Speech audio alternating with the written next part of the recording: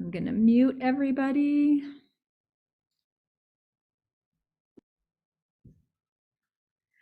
Okay, so I don't know why I'm not highlighted and Sharon is. Stacy, do you see me as a highlighted or? From my perspective, it's I'm on speaker view and you are the person that is Okay. highlighted. So Okay. Alrighty. Sounds good because I just see your face. Okay, let's do a short arriving practice, everyone, and take a few breaths if the breath works for you.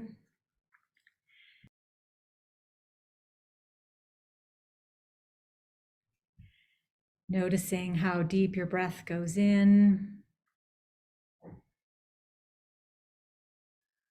And see if you can just become aware of a place in your body that feels neutral to positive today.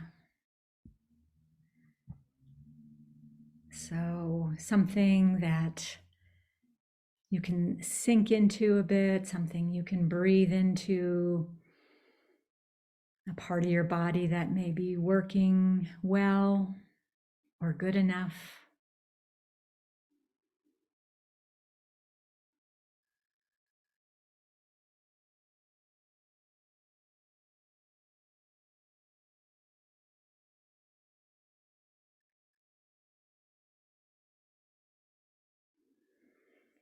And feeling your energy slow down and gather in this place, in the Zoom room with each other,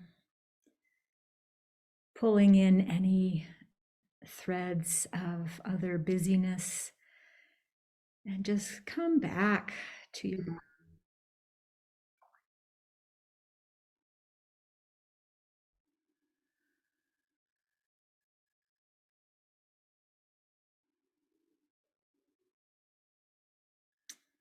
All right.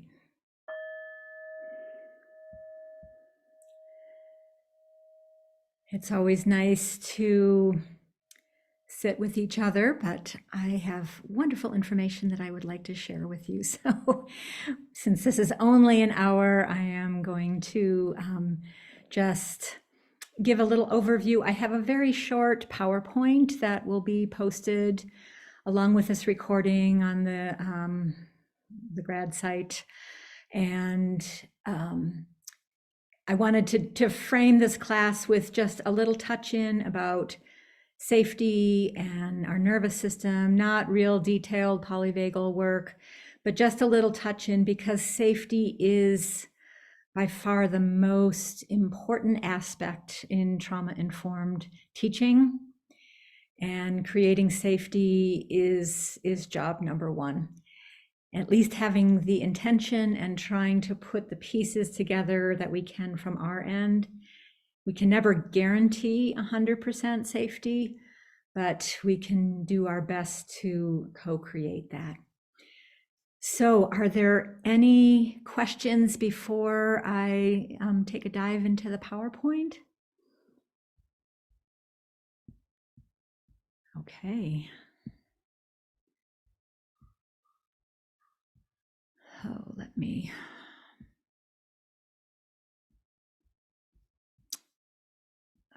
see here. Maybe do this again. are you trying to share your screen? Yeah, I had it. There we go. Okay.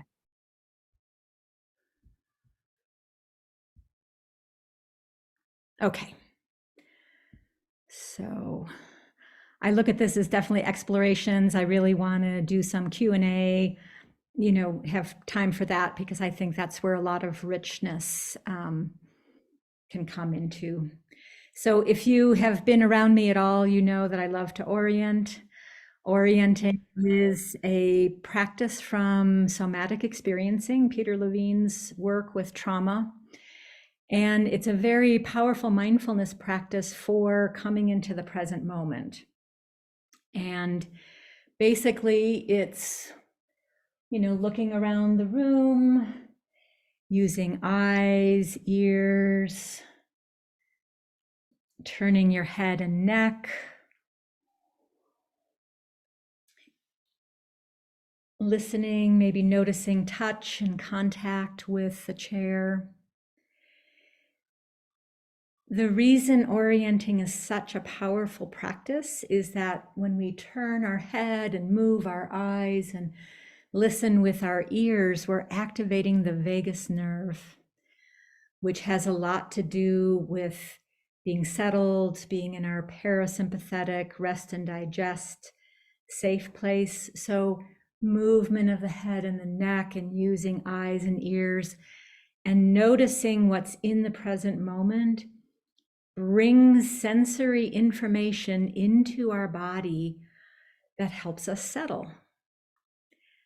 So it's a wonderful practice when you're starting a meditation class. You know, when you have new people together, they can look around, look at each other's faces, right? So we can do that. That was sort of the third step, but just noticing the faces that you see in the little boxes and knowing we all have a lineage here of TMF. And then we also earlier checked in with our internal body environment, noticing a sensation that was neutral to positive, noticing our posture, noticing breath. These are all ways of kind of locating ourselves in the present moment through intentional awareness and working in alignment with our nervous system. So I do orienting in so many of my teaching classes because it's such a powerful, powerful place. So this is what we're going to talk a little bit about: safety, neuroception, window of tolerance, some tools for being trauma sensitive, and then questions and answers. So neuroception, this was a term that Stephen Porges, who developed polyvagal theory, he created this word to mean the ability of our nervous system to detect safety or danger or threat, right? And how I like to think about neuroception, it's kind of like an antivirus program on your computer. That's always running in the background, but it's not usually in the foremost place of your awareness, only until you hit a website and the little pop-up comes saying this isn't safe. That's just how our bodies also work, where we go along, our neuroception is, you know, doing its thing, and then all of a sudden we get notification of, ooh, that person looks funny, or oh, that car is driving erratically, and we become more alert and aware. And so we all have, this is kind of factory loaded equipment that we have in our nervous system. And it's usually running below the level of our awareness until we make it more explicit. So the orienting practice also helps us, oh, I'm here in my house and I see my Valentine's flowers and oh, the world is good, right? It brings me some warmth, some sense of settling. I'm working directly through orienting with my body's neuroception to get a sense of place. So we look for safety in 3 different dimensions, right? This is a 3-dimensional thing. We look for safety within ourselves. And what I mean by that is we look for safety within our own bodies. And for people that struggle with illness or with anxiety, oftentimes they don't feel safe within themselves, within their own body, with their own thoughts, with their own emotions, right? It can feel a little unpredictable, or if they're dealing with health issues, they maybe can't count on their energy or whatever. So that's the safety within piece. We also look for safety without. right? We look for safety from our environment where we are. And then we look for safety between each other. And so as you do a class, right, when you set up, if you're doing an in-person class, how you set up your space, how close the chairs are to each other, the lighting, all those things help each person's nervous system orient to the external safety in the environment piece, right? And letting people sit where they want to, sit on the floor, sit on their cushion, sit on a chair, lie down. That also helps create that external environmental safety, that kind of thing. And safety between, you know, how your languaging, we'll go more into this, but how you greet people, how, if you can remember their names, you know, do you use a microphone? Can everyone hear you? Is there any interruptions? Are you settled and relaxed and present and regulated? That's the most important thing for the safety between.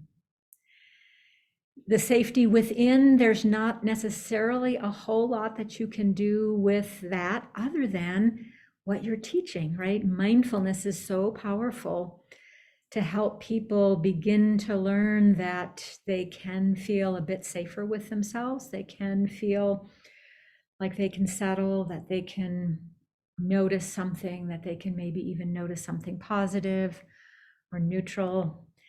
You had me, or when I asked you to pay attention to your body, you might have noticed that I said, notice something neutral to positive in your body. Because with our negativity bias that we all have, typically when people turn their attention to their body, they notice what's painful or not working. That's the automatic default. And so by eliciting a little curiosity to notice what's neutral or positive, we're already starting to, change the lens a little bit.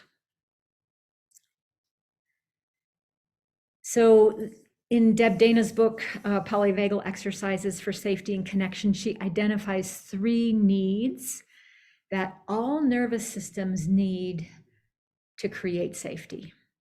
So I want you to remember these because this is how you can frame your teaching, how you can work towards having these elements present in your class to optimize the safety that you offer.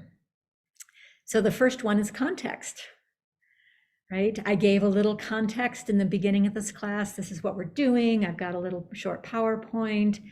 We're going to be covering things that you can, implement directly in your teaching that are trauma informed. So it's understanding the why, what, and how of an experience.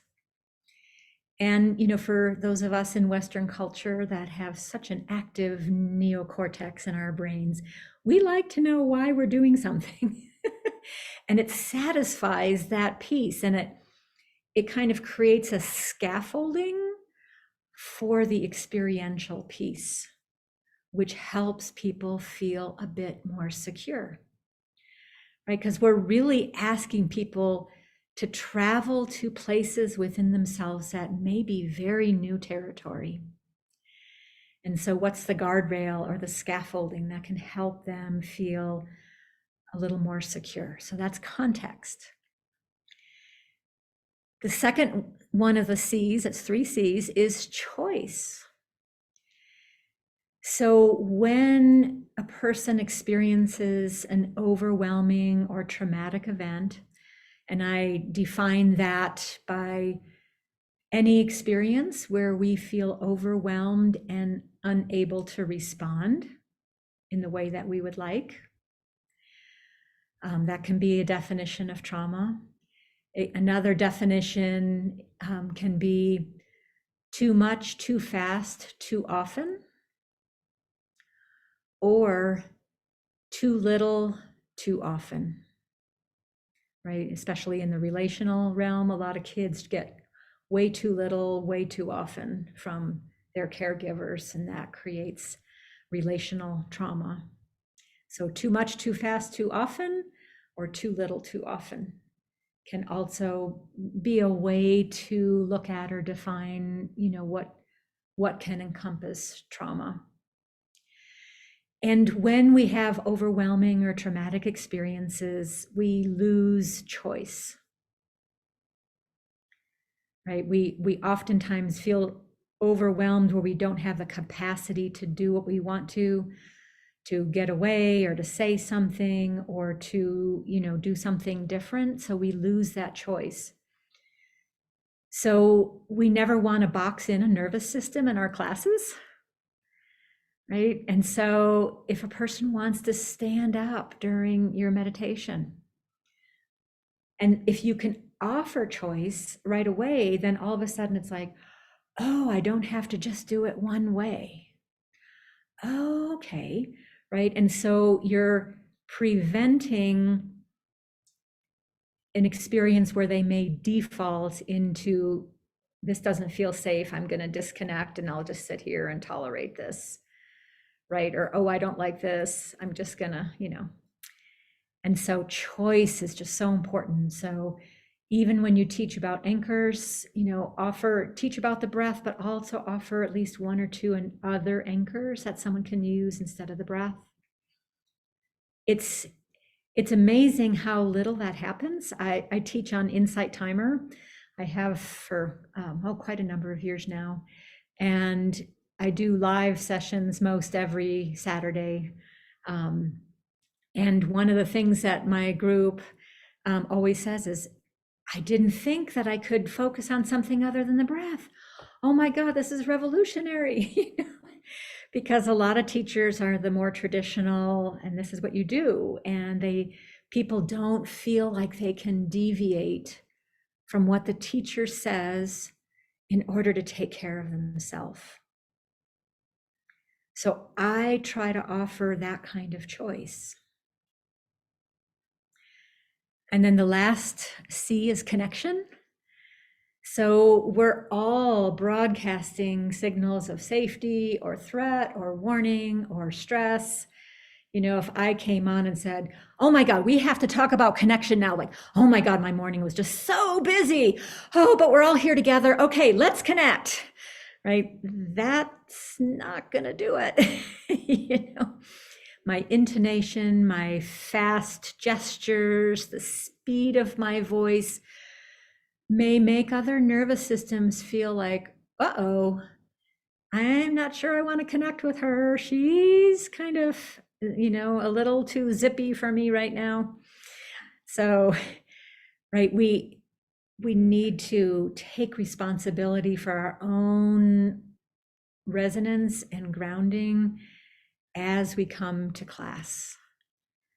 Right. And honestly, it's such a great practice, right? When do you get to do what you love and have to leave all your own work and stuff to deal with outside the door, right? To just be present. That's a gift to be able to do that. So connection is a biological imperative. We're all wired to connect. We all need to feel safe in order to heal and in order to learn. So all of these three things, context, choice, and safety, really fold in together with each other.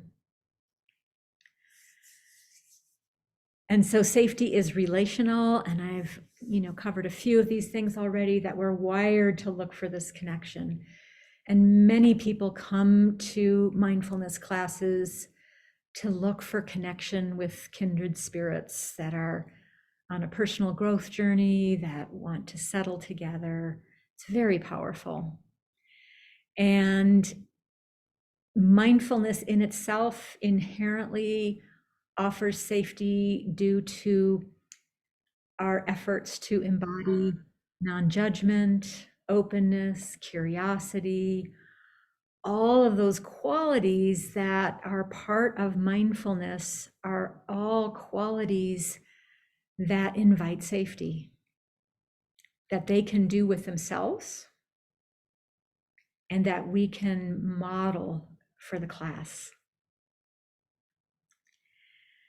right? So I had a woman in a MAPS class, and one thing that I highly recommend for you is keep your eyes open, or at least open them periodically if you're teaching online or in person, right? Because the woman next to me was just fidgeting like crazy, and I wouldn't have seen it if I hadn't had my eyes open, right? So as the holder of the space of the room, look around periodically. How is the class receiving this? Are they able to settle? But she was having a really hard time. And when I opened it up, she says, I just can't do this. I know I couldn't do this. I've tried this before. And I go, what a great noticing. What made you think that you can't do this? She says, well, I couldn't sit still. And I go, that's good to know. We're going to be doing some walking meditation, right? And so I also had a bunch of different objects to hold that I bring in in-person class.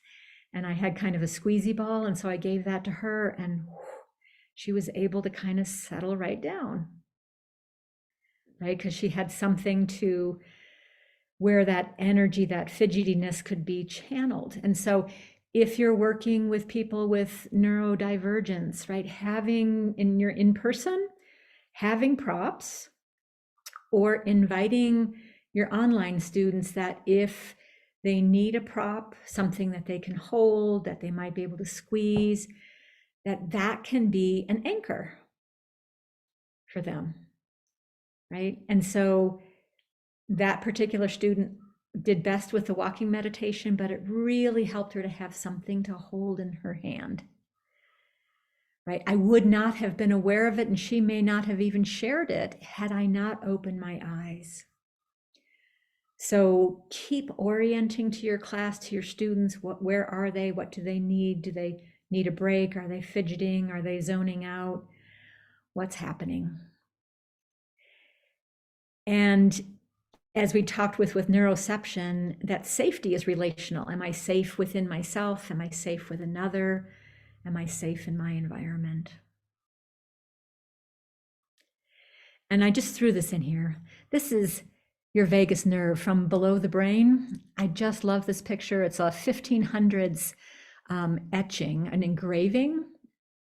And so from the base of the brain stem, this vagus nerve comes out and it goes through our whole trunk, right? And it branches out. It's not just one little thing, right? So when they talk about the vagus nerve is important in digestion, well, yes, look at it. It's all through the lower gut and the pancreas and the liver, and there's lungs and heart and all sorts of things. So this process of coming to rest in our parasympathetic nervous system is about activating this whole system that you see here.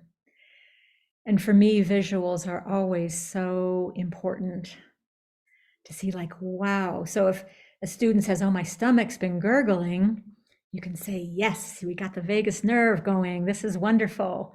You really settled in, and you'll have a picture of, this is what we're talking about. We're getting some neural impulses in this nervous system, 10th cranial nerve network that will support rest, regulation, and healing. So this is some inquiry questions. We're not going to have you write them down, but I wanted just to offer them to you, mostly for your own work, but also so that you can begin to understand where some of your students may be coming from. So we have to understand our own bioindividuated cues for when we feel safe and when we don't feel safe. And there's no way that we can eliminate all triggers for everyone universally, because it's just not possible, right? There's no way that we could know what everyone's possible trigger may be. But if we can begin to understand how do we notice that we're even triggered, we can understand our students better. So some inquiry questions. What might be a cue for danger in your body? And when we're talking about the body, you're going to be looking for sensation cues. What happens when I don't feel, safe at a party or something, or, driving? What happens in my body that lets me know I don't feel quite so safe? Right? And often it's a constriction or a tensing or a shift in your breath, right? Our body's always going to react in a certain way. And then what is a cue for safety in my body? When you feel really safe, how do you know that? And I'll say that this is actually these questions are difficult, right? It seems like it should be easy, but for people with trauma histories, this question usually stumps people. It's like, safety, I know that word, but I have no idea what exactly do you mean by do I feel safe? Like, exactly what are you asking me? Right? So there's this sense of what in the heck is safety anyway? And have I ever felt safe? And do I feel safe? There's some people that have grown up in environments that are inherently and ongoingly unsafe. So many people may not know what safety really feels like.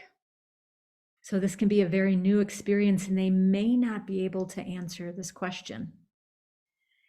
And for those people who are kind of on alert all the time, relaxing can actually be a danger cue. That, wrap your head around that one, right? Because relaxation kind of means I'm a little more vulnerable.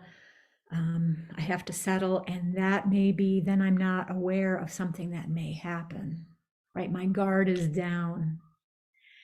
So this is such an important thing for creating a safe, trauma-informed classroom is,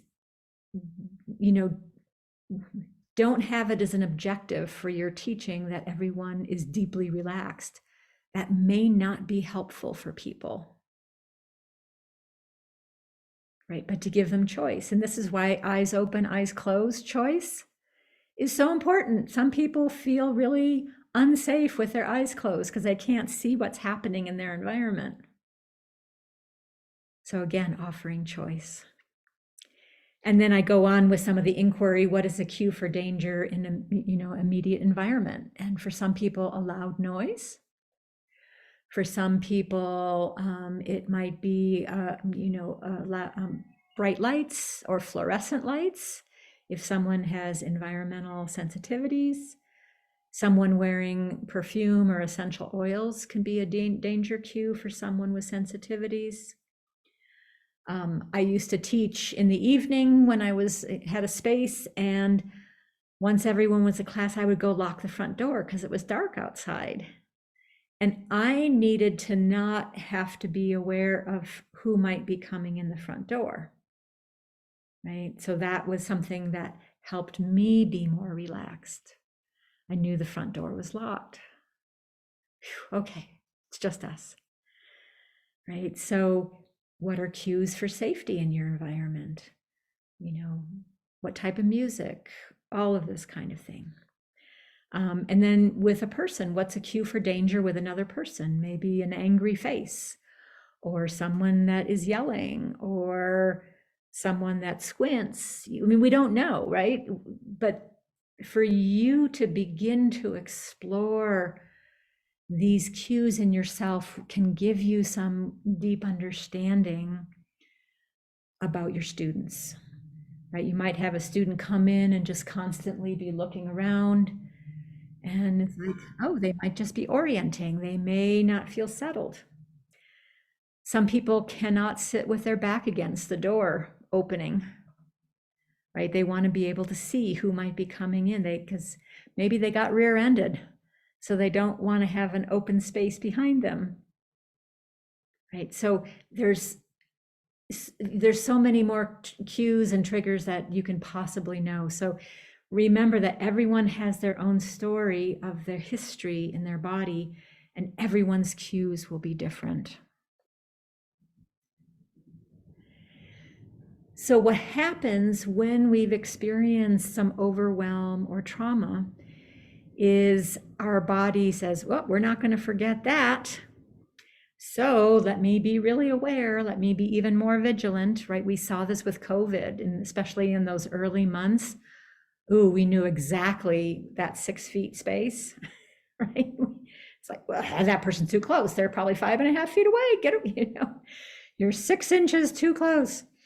And then the whole thing with the masks, right? We shifted our neuroception, our perception of safety or danger, and we had more vigilance, right, from the whole COVID thing. What tends to happen with people with trauma histories is that we overestimate threat and underestimate safety.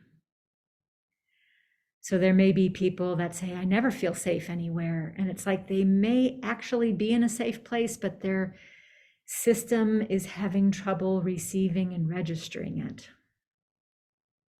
Right? So another inquiry question. This is from Deb Dana also. In this environment, with these people doing this activity, is the response I'm having right now necessary? Right, this is an inquiry question to take this neuroception mismatch off of autopilot. Right, so if I'm, teaching a class and, maybe it's new material or a class that I haven't taught before, maybe is my response, am I a little nervous or what's going on? Is it necessary? Well, it might be necessary. Or if you're giving a talk to 200 people, you're probably going to have a little nervousness, and that can be okay. Right? But if you're sitting in a retreat and you're feeling agitated, it's like, is this, in this environment with these people, is this response necessary or is this old? Right? Is this something that is arising that's from the past? Okay. So write down your questions so that we can talk about this afterwards.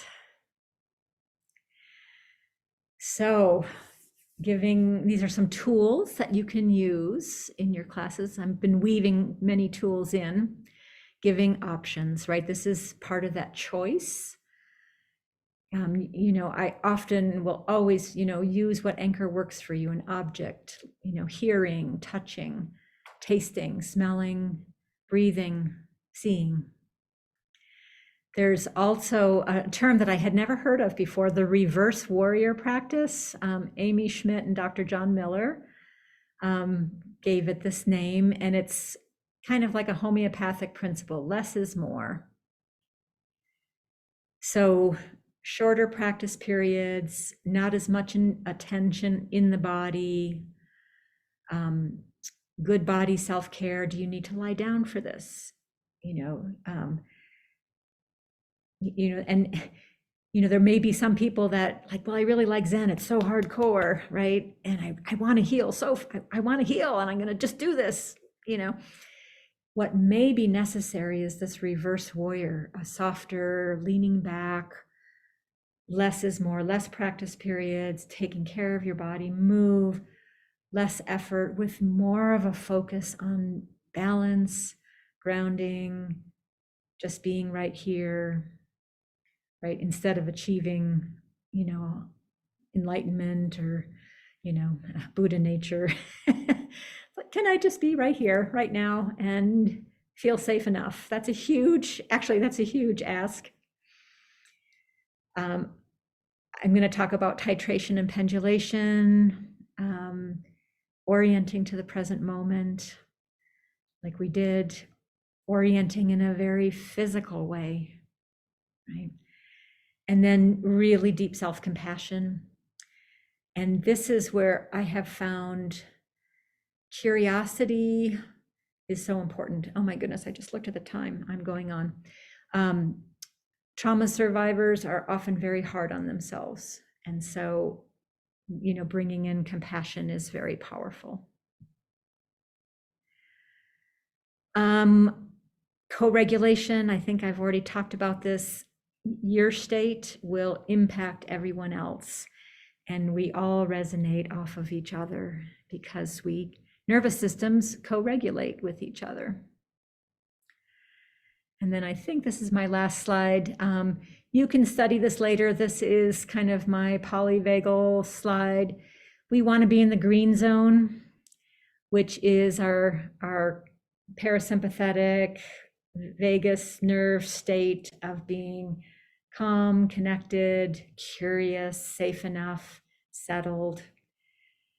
This is where you want to teach from, right? And you may have students that go into hyperarousal, right? Where there's more agitation, hypervigilance, anxiety, sleeplessness, agitation. Or that's the fight flight is up high. And then the red zone is the freeze, collapse, disconnect, numb, can't feel anything, depressed, hopeless, helpless.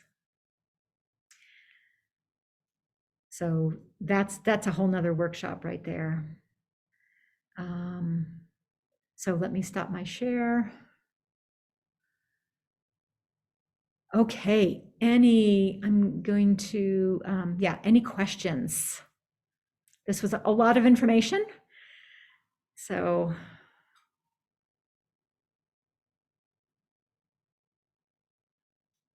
Since no one's jumping in, let me talk a little bit about titration and pendulation.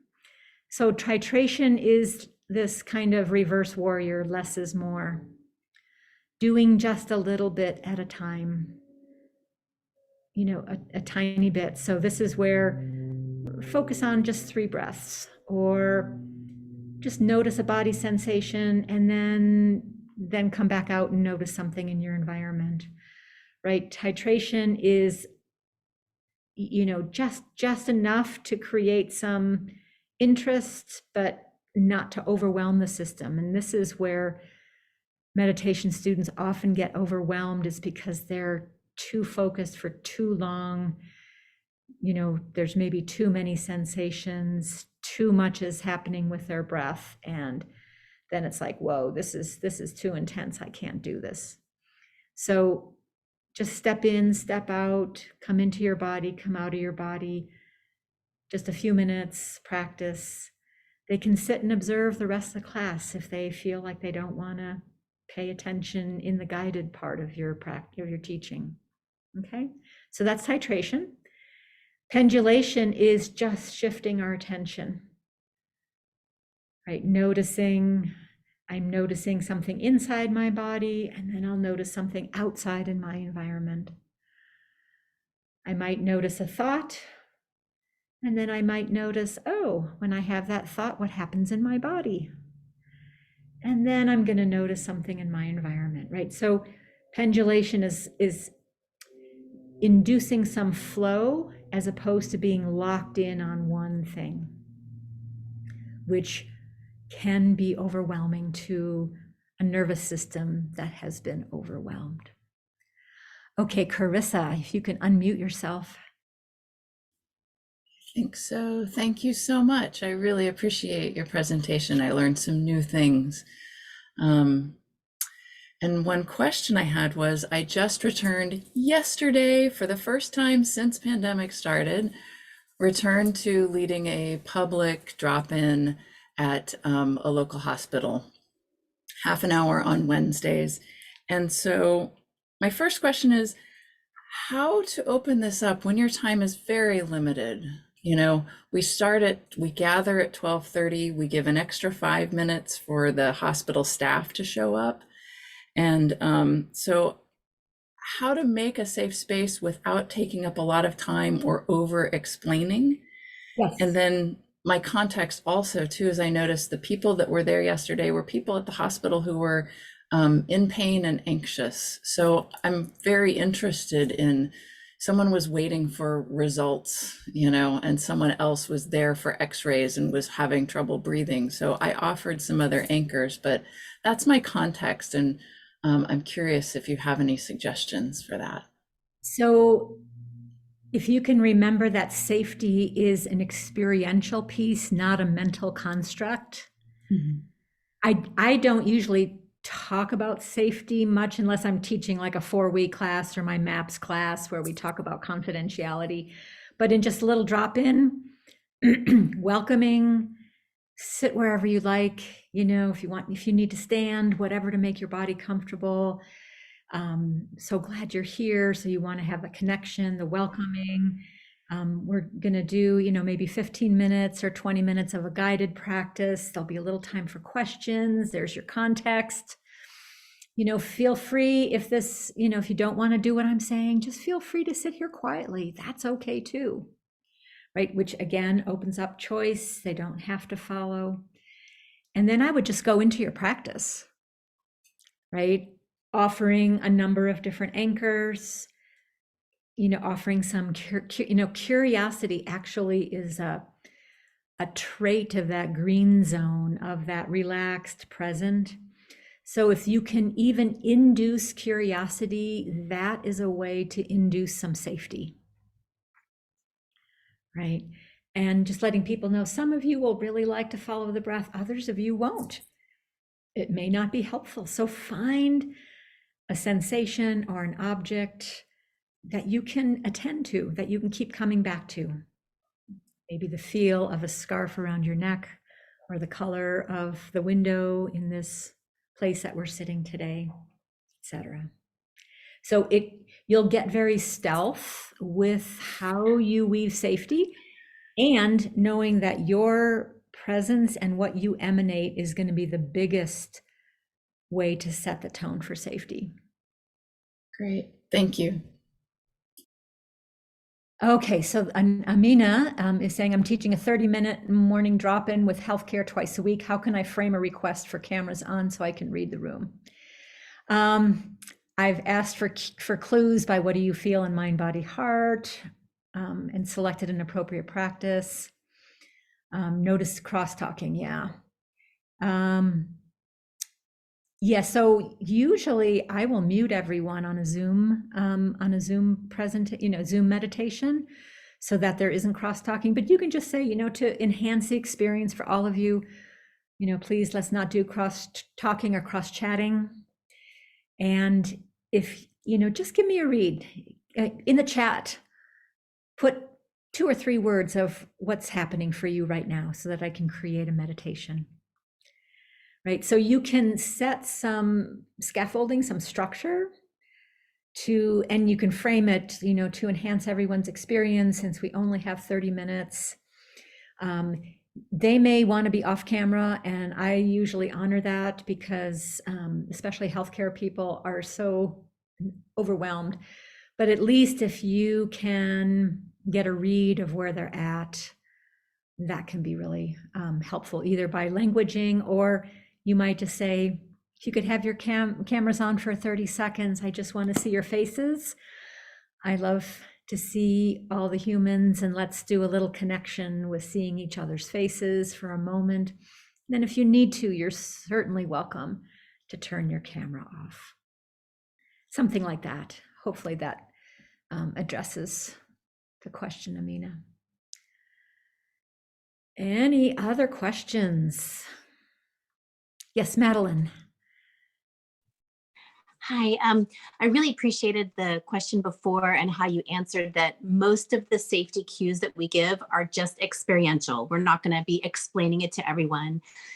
But with that said, is there any type of like blanket statement that you let, because I'm have a new one coming up where I don't know anyone, not even one person.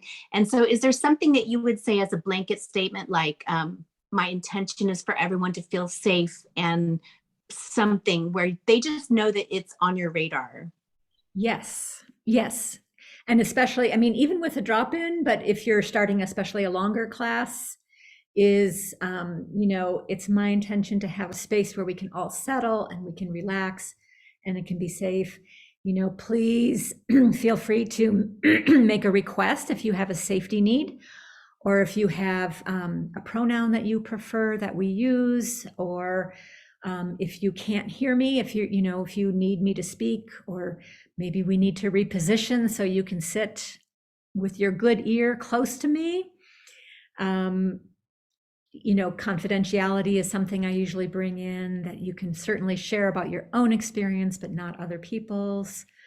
I also usually open up if you need to message me or talk to me privately about a particular request that you have. Please feel free to do that at break, that kind of thing. Yeah.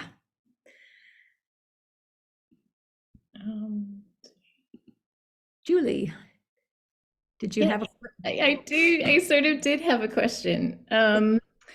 So the first question got me thinking, right? Being in a hospital setting, and so with sort of maybe the doctors, PAs who might be regulars versus someone waiting for their test results, right? And I think that for me, just I think empowering the person to know that they are going through an acute place, right? And that this is a practice that really, can benefit them over time. But in this particular situation, just thank you for showing up if all you do is breathe, right? It's sort of like validating the point that we do have these acute periods of time, and then we have more neutral times. And this is a practice over the long haul, not just one time fix it. Does that make any sense? Yeah, absolutely. I remember John Kabat-Zinn in his initial MBSR classes used to say,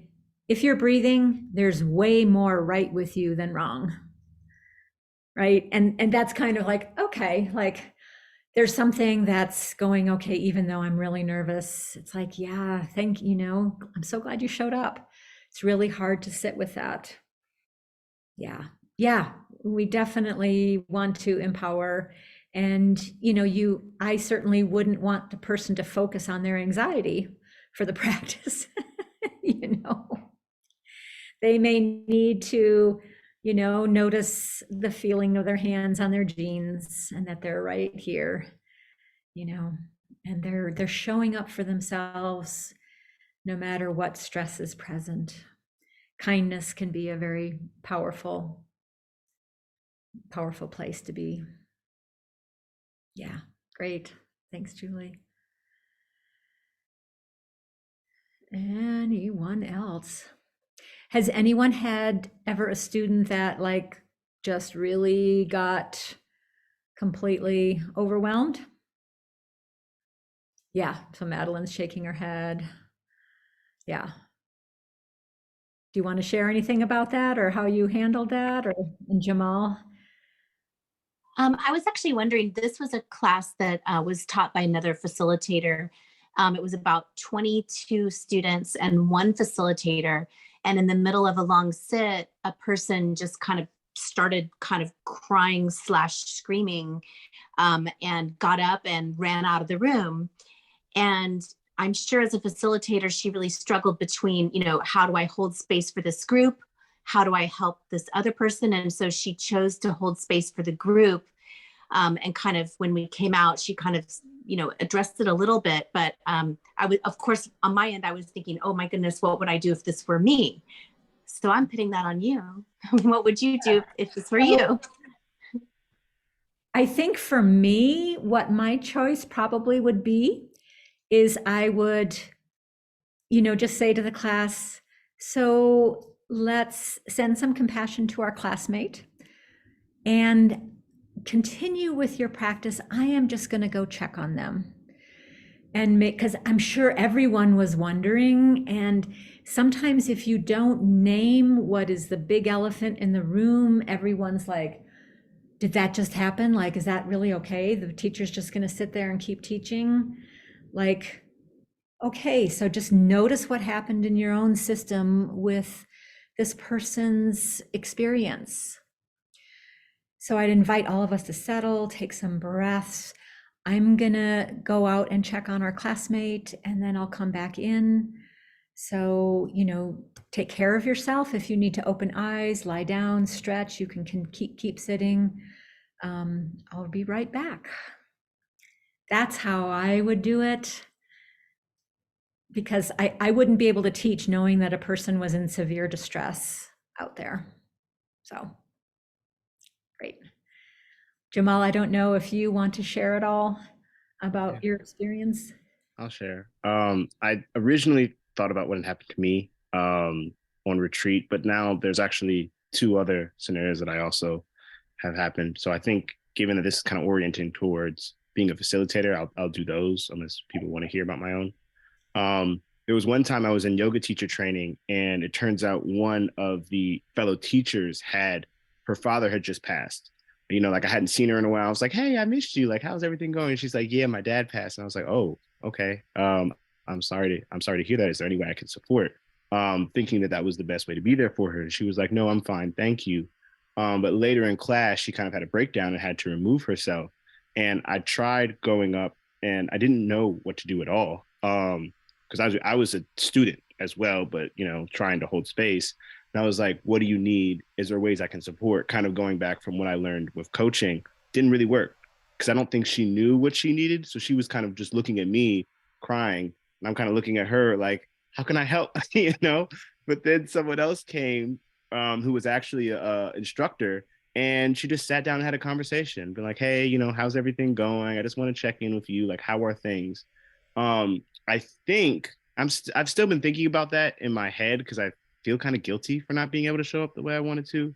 But I think, 1, I was nervous, so that kind of translated. 2, I kind of thought I had to have like a right answer, or like show up in like a specific way, and I think she picked up on that.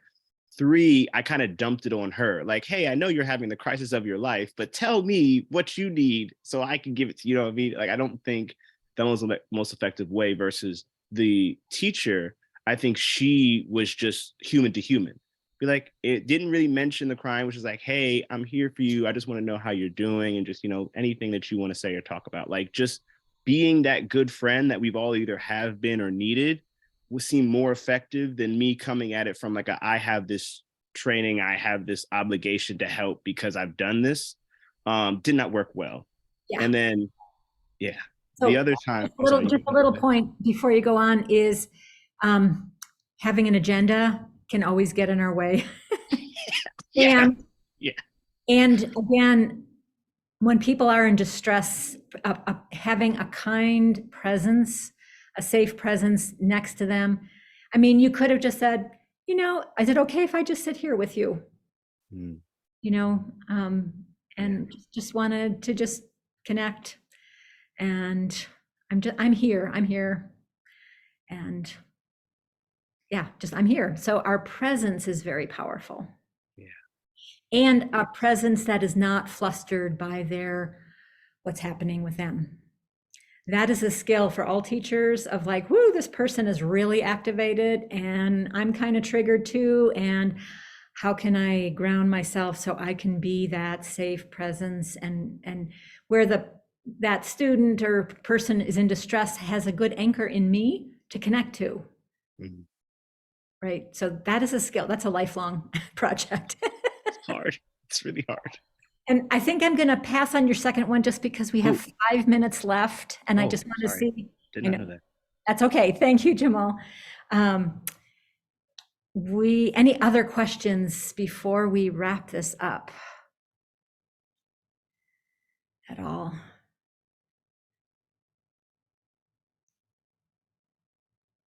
Anything here?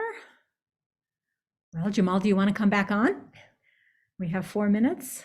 Oh, okay, cool. So one of my friends called me one time, and he was just in deep crisis. He had been going through a few things, had been diagnosed with a mental health disorder, for lack of a better term, and had just gotten through a breakup. And he was he didn't know I was in the area, but he called me, and even during the call, it was kind of oscillating between laughing and crying. I'm like, this man is really going through it. So I was like, yo, because he was about to go to someone's house and do something stupid. I was like, yo, come to my house. Let's just hang out. So we ended up he kind of told me about what was going on for like 3 or 4 hours. And then towards the end, he had already practiced and was he practices meditation and was on a yoga, was doing his own yoga certification. So I was like, do you want to try some mindfulness practices? So we tried just a standard practice, and like I could just hear him breathing really hard, and I could see like his body starting to move up and down. I was like, whoa, okay, this is a lot is going on for him. So I was like, hey, let's just chill out for a second and drop the practice.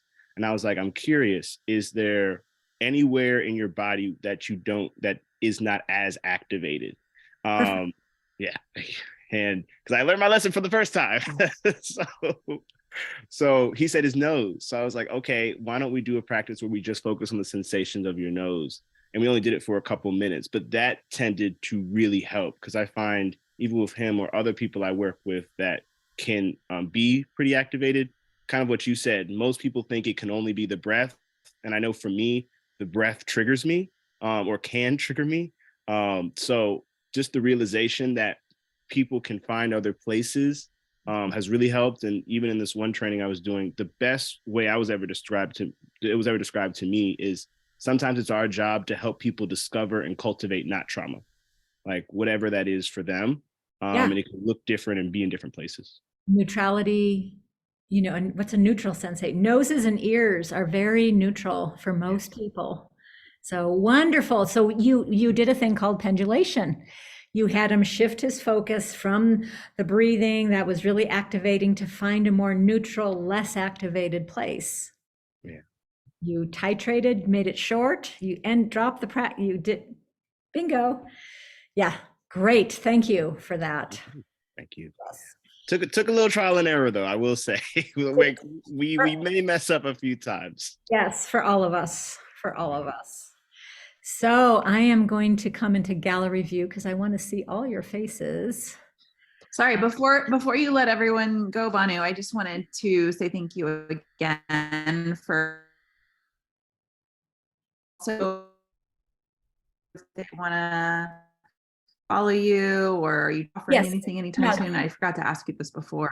Yeah, if I am doing a 4-week, 8-hour mindfulness meets trauma class on Thursday nights, starting the first week of March. My website is choosingmindfulness.net. In that 4-week class, we're going to take a deeper dive into the nervous system and trauma, and it's for anybody. Yes, Jamal, the slides will, I've sent them to Stacy, and they will be up on the TMF grad site at UCLA, as well as this recording. If you want to, you can follow me on Insight Timer, and let me give you the link to that. Also, someone's asking for your email address, Banu. Okay. So this is my Insight Timer page and my email. And there's my email. And I have this wonderful following on Insight Timer. I do live. Sometimes I have like 100 people on, and I have a steady group. I have about over 20 recorded meditations on Insight Timer that are trauma informed and somatic based, about orienting, about pendulation, window of tolerance, all sorts of things like that. So please feel free to follow me on Insight Timer so that you can listen to those things, because you can certainly incorporate them in your own teaching. And thank you, Wade. It's great to see so many familiar faces. So yeah, let's just all come off mute and give Banu a big thank you, or in the chat, give her some love. Thank you so much, Banu. It's always Thank you. Hear from you. great. Really appreciate this. Have a good day, everyone. Hey, bye-bye, everybody. Thank you. Bye.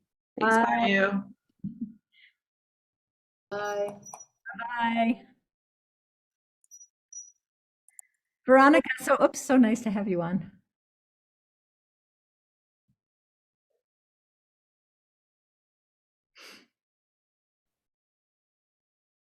Thanks, Banu. Oh, you bet. That was fun. Yeah, thank you so much. It was so great. Yeah, it always goes by so fast. Yeah, and always just so great to revisit anything that I've heard before, as things are things shift and change, and you're different every time you hear it. So That's really exactly appreciate right. you. You look really good. Thank you. So do you. I love your haircut. So cute. I just got it today. You, you just stepped out of salon. I know. Indeed. Awesome. All right. Thank you. Have a good one. You too. Bye-bye. Bye.